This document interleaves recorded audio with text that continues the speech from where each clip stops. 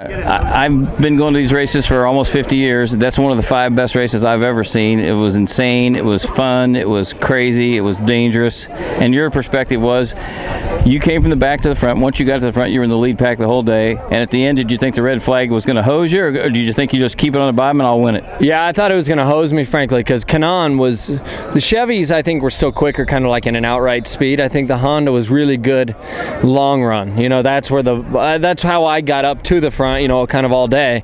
And I was worried about Kanaan for sure because he was pretty fast. And then and I came to the restart and the thing over boosted, and I was like, you gotta be kidding me, of course. But I guess Briscoe didn't have a good run either, and so he pulled out. He couldn't go anywhere, and then it was really Kanaan and I just stuck to the bottom, and it's pretty loose in 3 and 4. I was just hoping the thing stuck in there. I asked Marco, I said, did you need one more lap? He said, no, I probably should have gone high. He goes, because Graham got me low, and he goes, I probably made the wrong move. Did you know some guys got tires?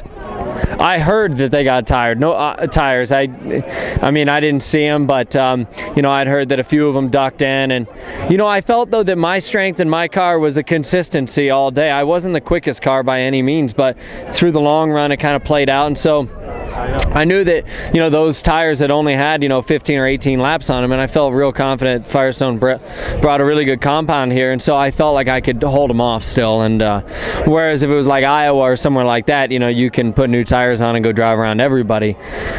But obviously Marco made a pretty good run of it, and but today, the biggest thing about today was points. You know, I mean, even if we didn't win today, going to the last restart, I knew we had to finish in the top 3, top 5, period, because I need the points. A good way to maybe get Steak and Shake and Maximum to come back next year too.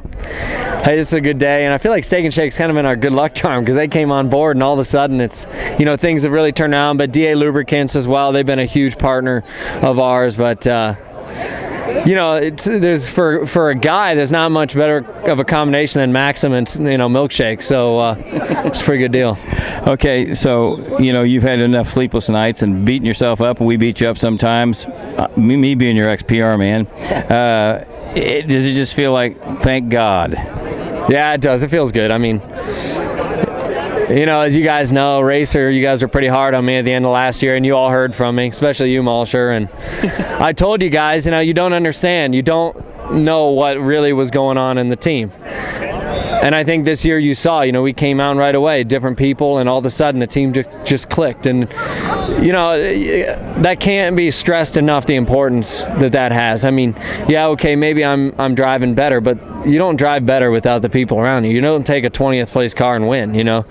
You got to have good equipment, good people around you, and I feel pretty lucky right now. You said yesterday, I'm not worried about how I qualified. I got a damn good race car. Yeah, I did have a good race car, and I knew that. It was just that I'd like to qualify further forward. I mean, particularly on a day like today, as crazy as it was, you know,